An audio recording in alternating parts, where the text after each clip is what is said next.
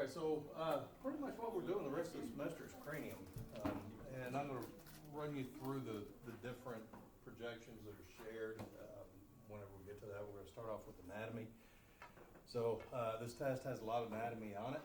So some diagrams, some descriptions, things like that. So make sure you don't ignore the pictures in the textbook. As far as anatomy goes. So what we're going to start off with is anatomy. We're going to start, we'll talk about the things that we have to consider in positioning, lines, planes, things like that. So let's get on to it. So in the skull itself, we divide the skull into two portions. That will be the calvaria and the floor. And then within the individual bones in the skull, we've got 8 cranial bones. We've got 14 facial bones. We'll get to the facial bones later on. We're going to talk about the cranial bones first. So when we have a bone type that's kind of like 2 plates with some goo in between it, what we refer to that as diplo, and that is spongy bone in between 2 solid cortical bones. So anterior aspect of the skull, I'm going to use a skull that I've got up here throughout the lecture, especially when we get to the things that we need to see throughout the semester. So from frontal aspect, the bones that we're concerned with for this portion, we're going to get into the rest of the bones of the face and whatnot later on, nasal bones and things like that. But for the skull test, the bones of the cranium itself are what we're mainly interested in. So we have frontal bone, that's the one right up front. That's why we call it frontal bone. It's the one right up front. And then we've got 2 bones on either side that join together at the mid-sagittal plane. That's what we refer to as the parietal bone. Points of interest, the area right between your eyes, just above the bridge of the nose is what we refer to as the glabella. These little holes up here, you see this right here pointing to that is what we refer to as the supraorbital foramen. That's a nutrient foramen. That's where you've got an artery that comes through in that area. So if you've ever seen anybody get cut on the forehead, right across their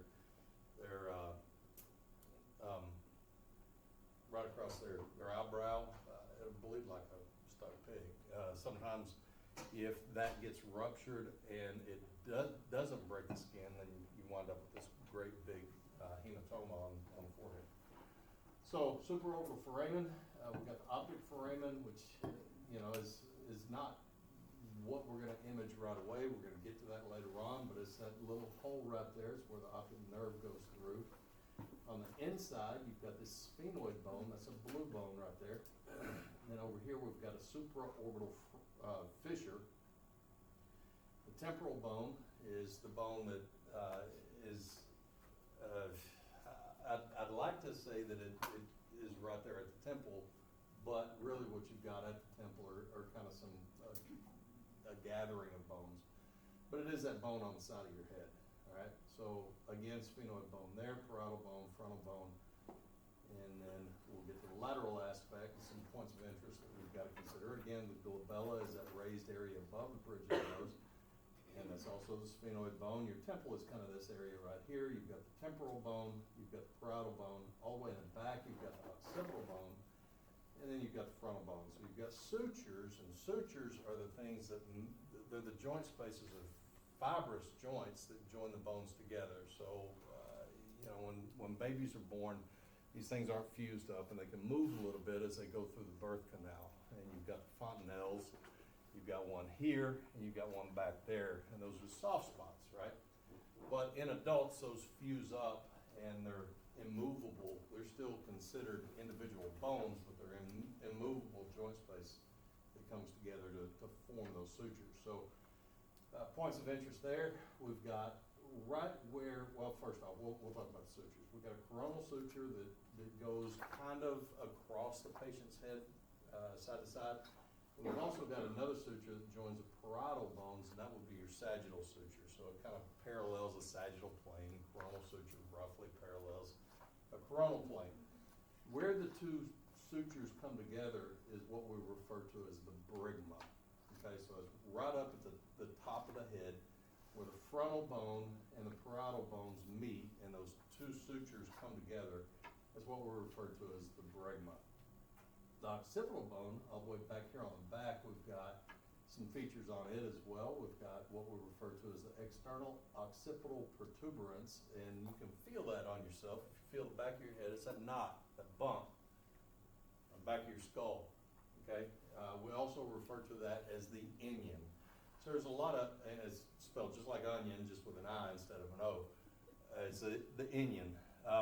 And I'll take either one of those on the test. There is labeling on the test, so you're gonna have a sheet, you're gonna have diagrams, and you're gonna have to, tell me what bones and what portions of bones, those are. So I'll take either one of those on the test, inion, external occipital protuberance, either one will work. So the occipital bone from the back kind of looks like a Greek lambda, which is kind of a triangular shaped thing, okay? So the suture that goes all the way around that is what we refer to as the lambdoidal suture, all right? In the very upper portion of that, where the coronal suture meets the lambdoidal suture, we've got what we refer to as the lambda. We've got a squamosal suture here that joins, a lot of bones together. We've got the sphenoid bone, the temporal bone, both of those joined up to the parietal bone, and then that's what we refer to as the asterion. Sphenoid bone, you can see it here. If you remember from the frontal view, the blue bone was the sphenoid bone. So the sphenoid bone comes out on the side here, and if you look right there, you might not be able to make that out, but you should be able to make it out in your book. It says PTERION. Okay, so the P is silent, that's terion. And so taking that PTER, what other word have you seen ever since you were a child, and probably fascinated with as a child, that started with PTER? Pterodactyl, exactly. So pterodactyl, anytime you see PTER, you need to be thinking of the sphenoid bone. All right? And we'll look at that again here in a bit. We've got some other features on the sphenoid bone we've got to know that also start with PTER. So temporal bone is a bone we've got a lot of features on as well. Mastoid process.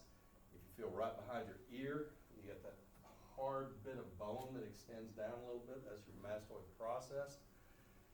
Your mastoid is continuous with what is on the inside of the skull, and that's what we refer to as the petrous pyramids, or petrous ridges. I'll show you those here in just a minute, but the mastoid process itself is, it has individual little bitty air cells in it, kind of like sinuses, and it can get inflamed, and you have what we refer to as mastoiditis. That's not mastitis, it's mastoiditis. Mastitis, totally different thing. And this here is what we refer to as external acoustic meatus, is how it's labeled here. We typically refer to it as external auditory meatus, and just shorten it to EAM. So I'll take any one of those three on the test. Just put EAM, save yourself some writer's cramp. So what that is the exterior portion of what becomes your ear hole.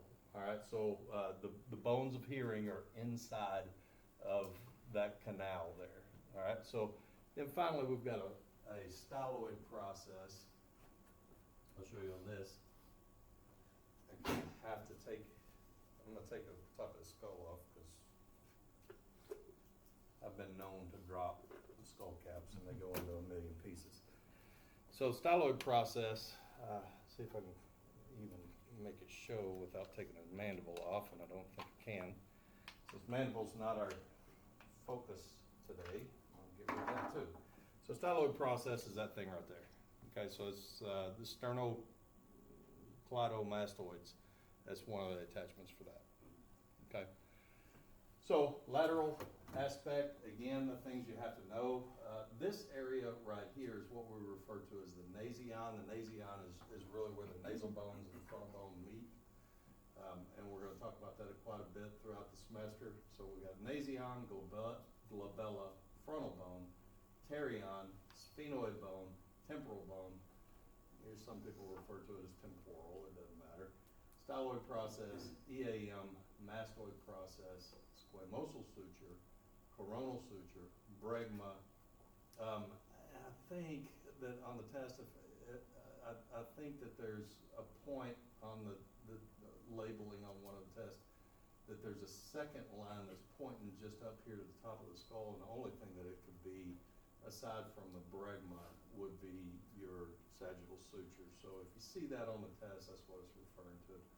And you got the lambdoidal suture, you've got the occipital bone, and the external occipital protuberance, also referred to as the inion. All right, so intracranial bones, again, we've divided into two portions. That's calvaria, or the dome, and then we've got the floor. So in the calvaria, we've got the frontal, the occipital, which wraps around to form a portion of the floor. We'll take a look at that here in a bit. Right parietal, left parietal, and then the floor, we've got the ethmoid, the sphenoid, and the temporal bones. So from the top, this is what we're looking at. So we've got a lot of features here as well. So this is actually a portion of the frontal bone. So the frontal bone comes up and it kind of becomes horizontal, or the bottom portion of it kind of becomes horizontal. So this forms the upper portion of the orbit. So this is actually the very top of a bone that's inside of the skull, and it is a cranial bone. It's called the ethmoid bone, and it's called the crista galli. So that's what that point is right there. And if I show you this thing, can you see that, this green thing? Well, that's all ethmoid bone, and that pointy portion right there is the portion we're referring to here. All right, so we've got the orbital plate, crista galli. This entire thing, the blue thing, is the sphenoid bone, and you can kind of see why it is that we refer to it kind of as, in like a, flying animal kind of way. So it's got two different wings. It's got a lesser wing on top, okay? So we have a tendency to think always, greater's gonna be up, right? But not in this case. The lesser wing in this case, the reason we refer to it as the lesser wing is because it's smaller, and then the greater wing is on bottom. So it's this whole thing down through here is the greater wing. This area right here is very important. It's something that we've referred to in the past in positioning, and we're going to refer to it in the future as well. And that is that area right there is where our pituitary gland sits, and it's what we refer to as the sella turcica. And it's got individual portions to it that you have to know as well. So sella turcica, from a lateral aspect, it kind of looks like a U shape, right? So once sella turcica is the Latin, it's a Latin word for Turkish saddle. I don't speak Latin, so I don't know that for sure, but it kind of sounds like it. Sella turcica. All right, so down here we've got the foramen ovale, foramen lacerum. In the sella turcica, we've got the anterior clinoid processes, and typically whenever you have something very specific like anterior, you're going to have posterior clinoid processes, and those will be right here, and right in the middle of that is where your pituitary gland sits. All right, so then we've got our temporal bones, and these things right here, you see these ridges right there? You're going to see those referred to in a number of different ways. They're going to be petrous portion, they're going to be petrous pyramids, they're going to be petrous ridges. And almost every view that we're going to take, at least the frontal views anyway, we're going to refer to those in making sure we've got a good position or good projection. Okay, so in our frontal views, we're going to look for how high or how low those are, right? And determining the angulation of the head or angulation of the central ray. So those are very important in our positioning, understanding our positioning. So then we've got the temporal bones. We've got our occipital bone, and going through the occipital bone is foramen magnum, and that just means big hole, because it's a big hole, and that's where your brainstem goes through, and it's continuous with your spinal cord. All right, so the line that runs up the anterior-most portion of the occipital bone all the way up to the posterior portion of the sella turcica, or the dorsum sella, is what we refer to as the clivus. And you may remember from last semester when we were talking about C-spine positioning. On a lateral C-spine, we wanted to get the image receptor of the collimated field up high enough to see the sella turcica so we could evaluate whether or not that clivus was pointing to the tip of the odontoid process. It's kind of ringing a little bit of a bell. It's been a while. But what we evaluated in that was whether or not the patient had the ligament, that anterior ligament that holds the odontoid process into its right place. If it ruptures, then that line, that clivus line, is not going to point to the tip of the odontoid process. All right, so any questions so far?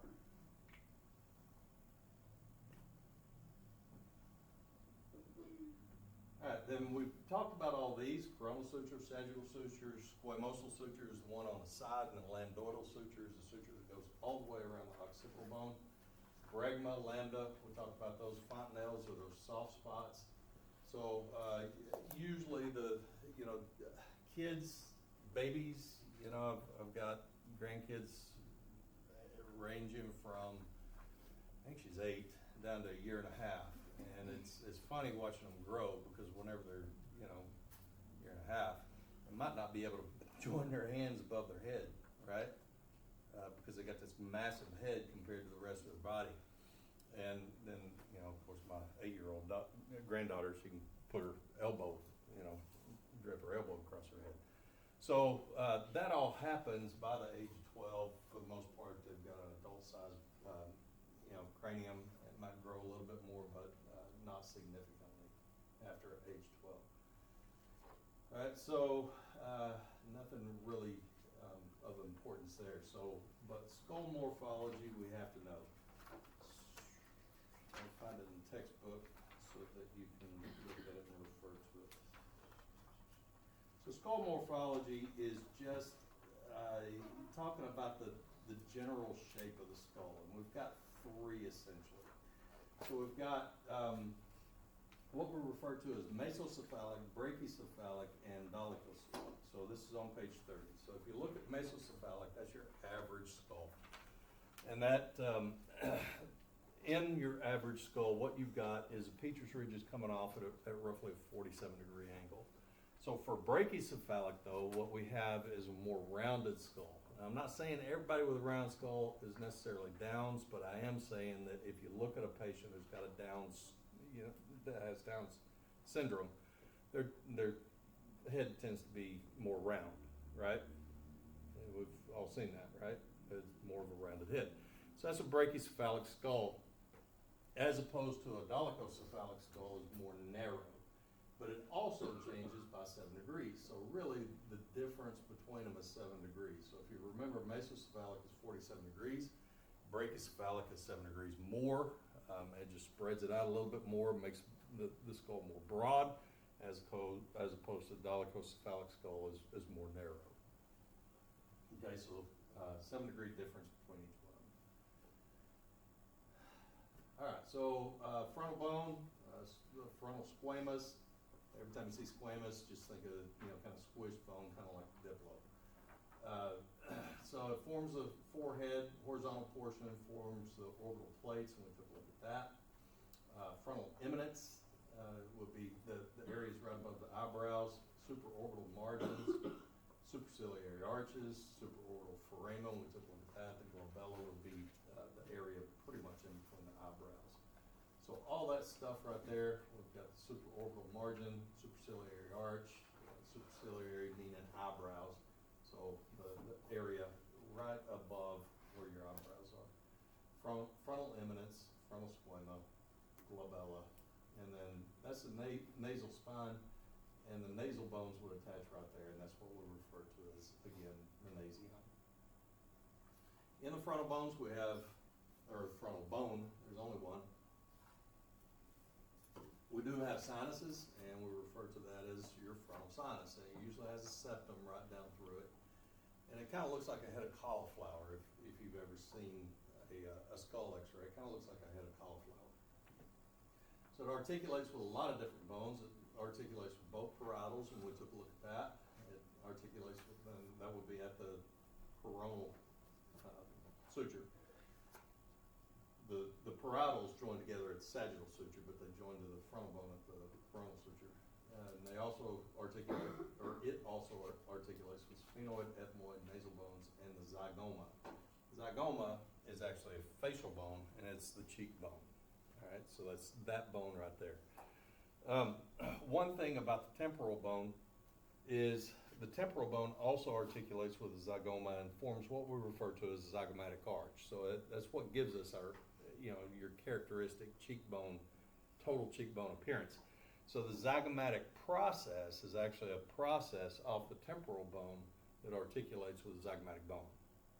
Okay, so don't confuse those two. Zygomatic process is a temporal bone feature that articulates with the zygomatic bone.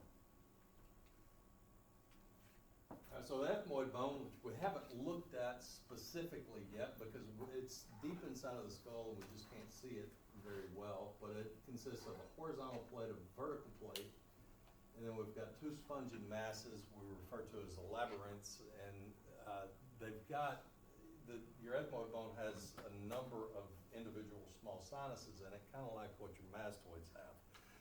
So instead of, most of your sinuses, you've got 1 to 2. Okay, so your sphenoid bone is going to have a sinus, and it might just be 1, it might be 2. Your frontal is going to have 2. Your maxillary is going to have 2. And your ethmoid can have anywhere from 6 to 20. And everybody's going to be different. So it's going to be a whole lot of them. Those are the labyrinths we're talking about. It's just a maze of individual little sinuses, kind of like what you have in your mastoid processes. So it's located between the orbits and form a part of the anterior cranial fossa, nasal cavity, orbital wall, bony nasal septum. So it forms a lot of stuff, even though we don't see it until we take it out of the skull, and we'll take a look at it here in a minute. So the horizontal portion is what we refer to as the cribriform plate, where the olfactory nerves go through. We already talked about the crista galli, that crest of the rooster. I've had roosters, doesn't look a whole lot like the crest of a rooster to me. Perpendicular plate, vertical portion, it forms the superior portion of the bony nasal septum. And the thing is, if I look inside of this patient's nasal cavity, all this stuff is connected. So you've got the nasal septum here is continuous with the crista galli, and for years it seemed like every action movie had a scene in it where somebody said they were going to punch somebody in the nose and is going to jam their nasal bones up into somebody's head and kill them instantly. Anybody ever seen that?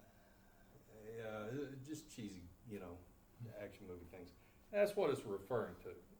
The chances that you're going to take that little bitty skinny bone and hit it hard enough that it's going to hit that skinny bone and jam it up into somebody's skull and kill them is almost non-existent. Uppercuts and boxing and any kind of combat sport would be illegal if that was the case, if it was as easy as what they make it sound like in action movies. So we already talked about that. So that's what the ethmoid bone looks like. So don't confuse the ethmoid bone with the sphenoid bone. To me, that looks kind of like a bat, right? So it kind of looks like it has wings as well. When we're talking about the wings, the main thing that we're going to be talking about is going to be the sphenoid bone. So we already talked about the crista galli. We've got the perpendicular plate, and then we've got what we refer to as sometimes as turbinates. If you look in, and you really can't see it on the skull very well, but if you look at an x-ray of the skull, what you'll see is in the nasal cavity, you'll see these things that kind of look curly, okay?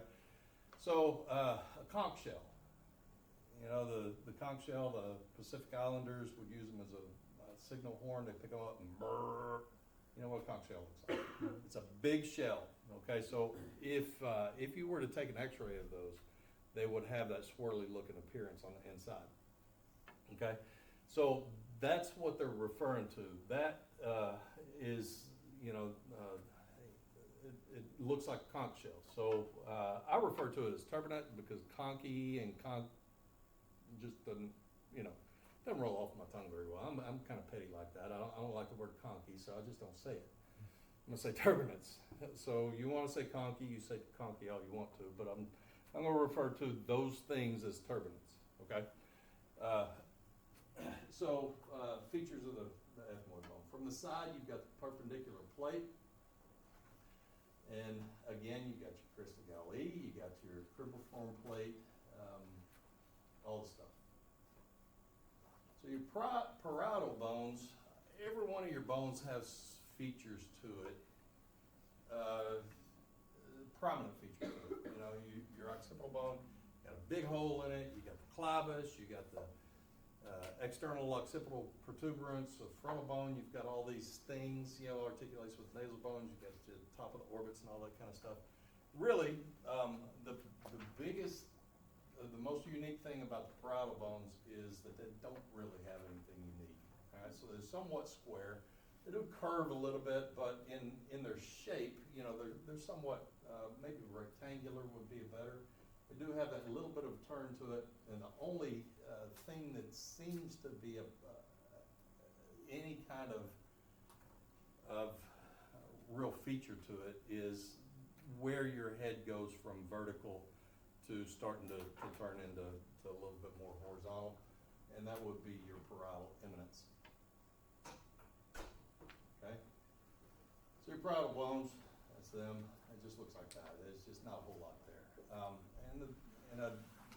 The thing about the parietal bones and their lack of features are going to play a part later in the semester when we make an exposure. We're looking for something without features to project things onto. So the sphenoid bone, very irregular, wedge-shaped bone, roughly resembles a bird. So think PTER every time you think of the sphenoid bone. Base of the cranium, and it consists of body, two lesser wings, two greater wings, and then there it is again.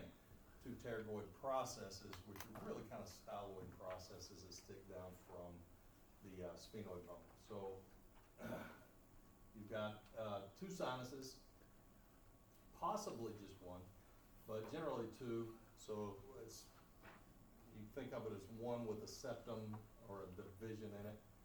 So the sella turcica, we already talked about all that.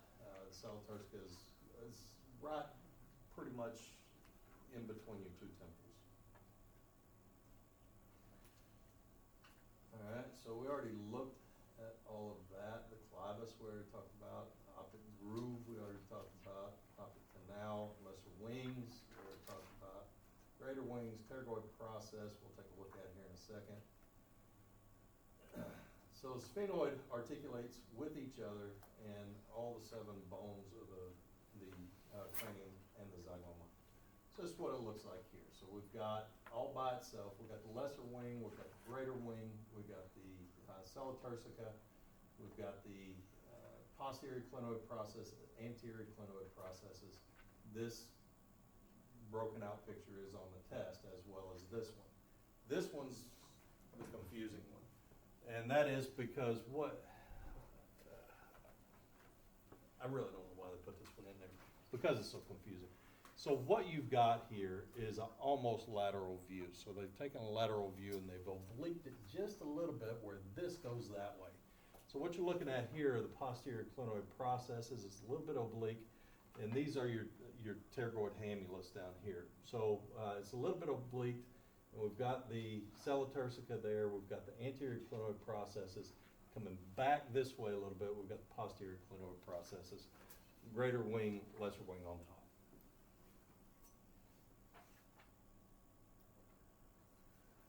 Then we've got the occipital bone situated, we've looked at where it is, it's in the posterior portion, it's got a squama, again a squash portion, 2 occipital condyles, and that's what articulate with the C1 in, rotation of the skull.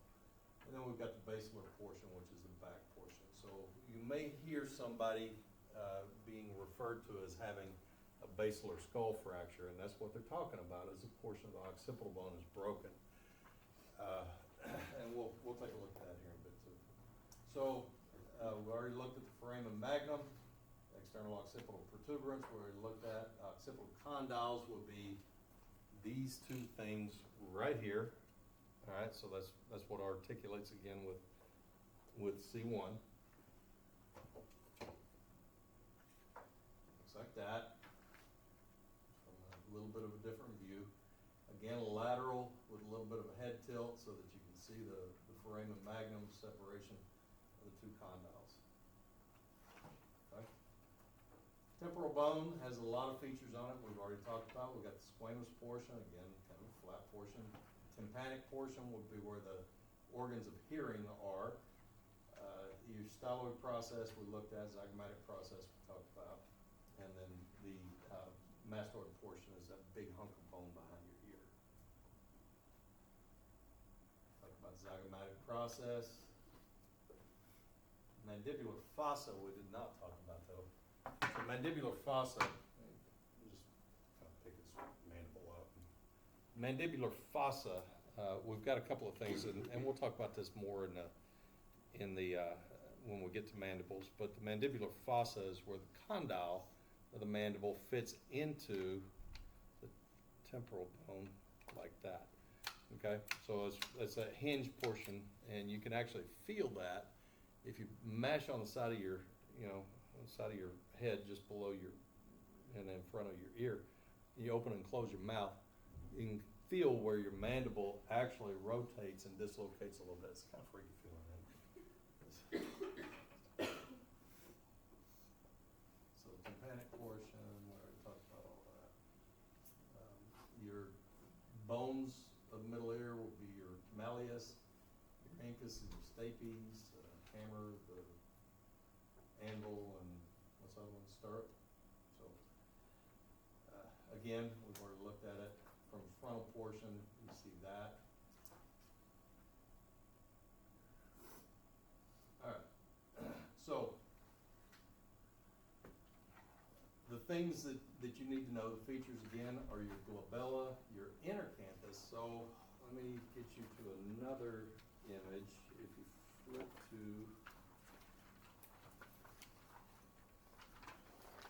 the wrong direction. Okay, so if you flip back to page 29, you'll see some of these things. Okay, so topology and features and lines and planes and things that you need to know. So you've got an inner canthus. The inner canthus is the inner portion of your, where your oval eye kind of comes to a point on the inside. If you've got an inner canthus, you've also got a outer canthus. Exactly. So inner canthus and outer canthus. You got the nasion, which I've described as where your nasal bones and your frontal bone meet. That's right at the bridge of your nose. Infraorbital margin is the bottom of your eye. Your canthion is where the bottom of your nose attaches to your face. So it's going to be a point of reference, especially when we'll get into the facial bones and sinuses later on. Gonion, we'll point that out here in a bit. Middle point is bottom of the chin, external auditory meatus, EAM, external acoustic meatus, whichever one you want to go with. Auricular point would just be the top of the ear attachment, or the top of the ear, top of the ear attachment. So make sure that you know all these. We've got a mid-sagittal plane that divides the head into equal left and right portions, right? So you've got a mid-sagittal plane, but any plane that parallels a mid-sagittal plane is also referred to as a sagittal plane. So a sagittal plane is the same thing as a mid-sagittal plane. It just doesn't divide into equal right and left portions. So in your test questions, make sure that, if it says mid-sagittal plane, that's equal left and right portions. A sagittal plane just left and right. So outer canthus, inner canthus, infraorbital margin, the angle of mandible is what we refer to as the gonion. The mental point is all the way down at the bottom. A canthion, nasion, inner canthus. Interpupillary line would be a line that goes right between the orbits, and we use that in positioning for our laterals. We want the interpupillary line to be perpendicular to the image receptor to make sure the patient doesn't have any head tilt. And then the glabella again, and the nasion is right below the glabella. All right, and that's all of that. So from the side, what we've got are a number of different things. So, and all of them, almost all of them, have to do with the EAM. So our lines and planes that we're going to use to position a skull to get what we need to see are described in this, with the exception of lateral, that would be your interpupillary line. So what we've got, the most important of them would be the orbital-meatal line and the acanthomeatal line and the mentomeatal line. But there are other lines as well, the glabellomeatal line and the infraorbital-meatal line as well. So that would be a line that starts at one point and goes into the ear. Okay, so EAM is kind of the focus on all those, and that's where they all converge. We don't really use the glabello-alveolar line. We just don't use it. And there may be some special reviews that Amy will go through in her sophomore year, but we're not going to talk about that here. All right, so just kind of getting into it, we've got general body position.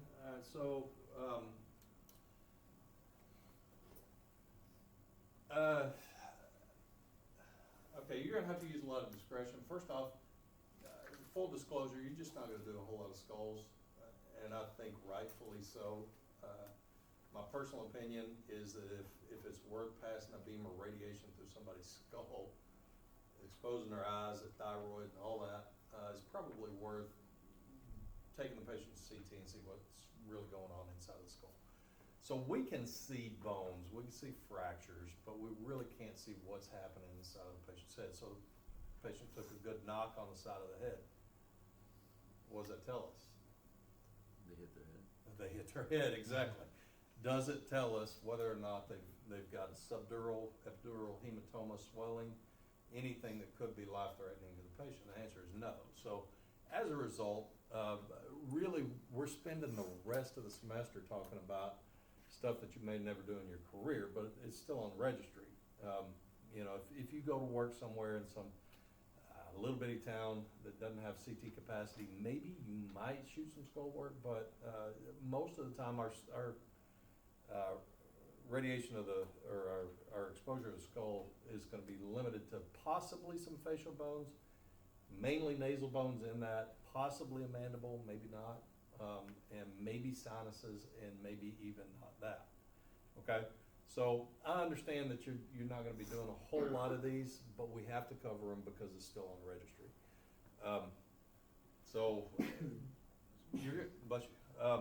As far as your checkoffs on these go, you're going to have to just simulate. If you're interested in completing those. But the reason I'm talking about this, and the reason that when you get into lab, they've got the projects that they have you doing, labeling skulls and things like that, is because this semester is probably going to be your only exposure to skulls. Maybe ever. Okay. So, but if you find yourself, having to do a skull on a patient, you're going to have to use some discretion.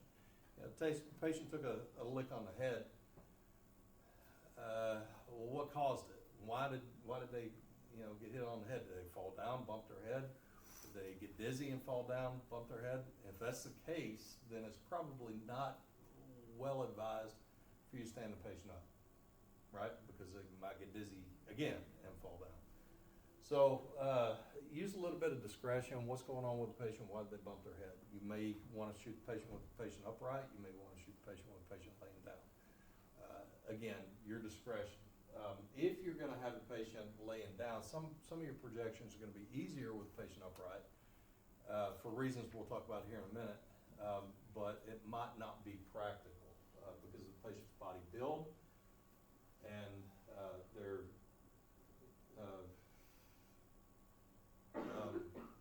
just overall size plus just the way they're put together. Okay?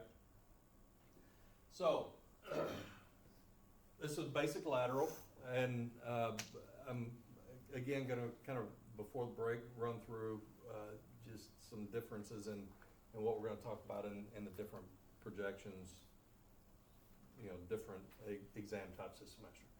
So you got a patient, and let's say they're hypersthenic. What we want to see on a on a lateral, one of the things we want to make sure that we have is the interpupillary line needs to be perpendicular, okay? The problem is if you have somebody who's hypersthenic or if they're really barrel chested, they're gonna have a hard time getting their head into that position, all right? So what may happen then is because their chest is real big, is that they might, if they put their face on the image receptor, it might be tilted kind of like that, okay? So what you may have to do in that case is take the patient and build their skull up a little bit so you can get that interpupillary line perpendicular. Conversely, if you have somebody who's asthenic and their chest is very small, then it may go in the opposite direction. You may have to build their chest up a little bit to get that interpupillary line perpendicular. Okay, so consider that as well.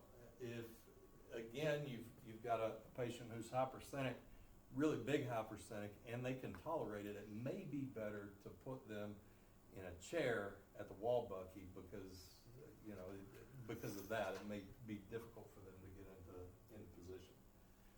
So upright, table, either one, hypersthenic patients, we just talked about all that. That's what those are trying to communicate to you. Also, though, a couple of things. One is that you're going to be asking your patient to put their face, their most intimate body part, on something that they're trusting you that you cleaned before the last person put their face on it, right? So, clean it in front of them, all right? Make sure that they see that you cleaned it. So if you're doing it at the wall bucky, go ahead and wipe the wall bucky down before you put their face up against it.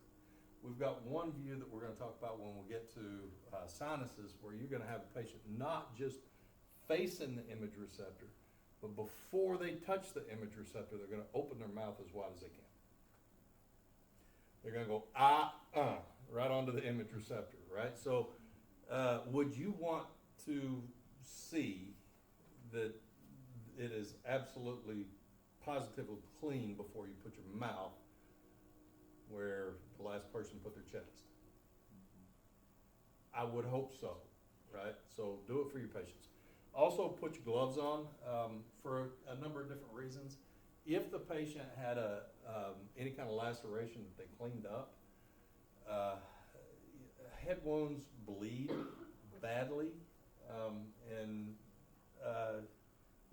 if you have a patient that fell and bopped their head, and they send them around, they're probably going to clean them up beforehand. But if there's still blood in the hair, it's too late once you get it on you, right? They can get it cleaned up where you can't see it, but you put your hands in it and you don't have gloves on, you're already exposed. So wash your hands, put gloves on, wash the wall bucky or the table. Make sure that there's a clean sheet. Make sure the patient sees it's a clean sheet. Whatever. Take care of yourself. Take care of the patient both. Okay. All right. So just radiation protection. Amy, I think, has been talking to you about the changes in our radiation protection, shielding, and things like that. All right, so I don't know what your hospital protocols are at this point. I know the industry standard is moving away from using contact shielding on the patient, and it's probably a good thing. I just don't know that our clinical sites have caught up to it yet. So all artifacts need to come off of the patient. If the patient has any kind of temporary, hair piece, that needs to come off. The problem with those is that there are tons of hairpins in those. Okay, so your patient may refuse because they spend a lot of time sitting in the chair getting that stuff put in.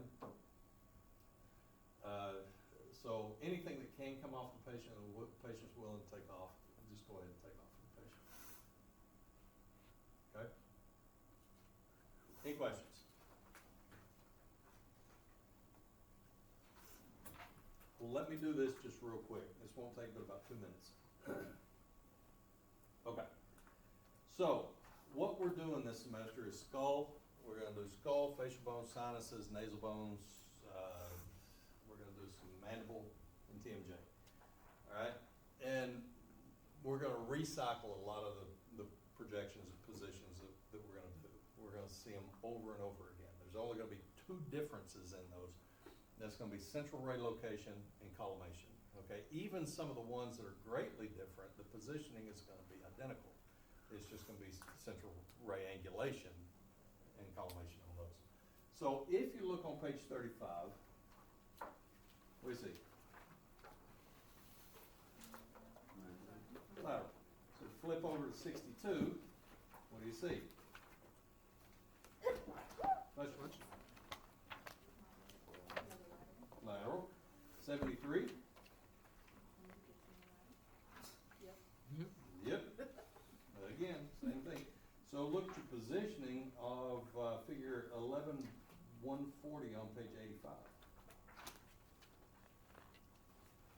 What does that look like? And do it again on 91. So, and then again, do it again on 98. What do all those look like? Lateral. Your positioning for lateral, once we cover lateral, your positioning for lateral is identical all across all those different exam types. The only difference as positioning, the only difference again is going to be central ray location collimation. If you do the legwork on this first test, the rest of the semester is going to be a little bit easier, okay? So if you look on page 39, this is two different things. If you look on page 38, you see PA axial, you see PA projection, PA axial. Positioning is identical. The difference between those two is just angulation. You know what axial means, right? So if you look at that, you've got on page 38, if you flip over to page 43, you see the exact opposites. That will be an AP and AP axial doing the exact same thing, okay? So your positioning is going to be the same. If you flip over to page 45, your positioning is identical. The only difference there, again, is central ray angulation. But we'll get more into that here in a minute. If you flip over to page 50, the positioning is exactly the same, different central ray angulation. Let's see. If you flip to page, I'm not going to do this for every projection. I'm just trying to make really trying to badger a point here. If you flip over to page 71, what do you see? PA axial projection. Right, so we go all the way back to sinuses and do the same thing again. We've got another view of the sinuses that uses pretty much the same positioning. It's a little bit of a variation to it, but it's pretty much the same thing. So the thing is, what we're going to do this semester is we're going to have a lateral for pretty much everything that we do. Learn the lateral for this test, all the different things that we're going to talk about for the lateral. We're going to have some sort of PA for almost each one of them, PA axial. That PA axial, in this case, is going to be our Caldwell method. We're going to talk about the reverse of that, which would be the AP axial. We've got a different AP axial we'll refer to as the Towns method. And then the reverse of that is the Haas, and then we've got another one called the SMV. We're going to use each one of those in multiple exam types this semester. Learn them the first time, then it'll be review after that. Each one of these exam types, when we get to, I don't know, sinuses, facial bones, we're going to add something else, like a Waters, something like that. But these core exams, these core projections, are going to be common between a lot of these different things that we're going to do. Learn them up front, review them for the rest of them. Okay? Learn these up front. The rest of the semester will be easier. Okay? So any questions?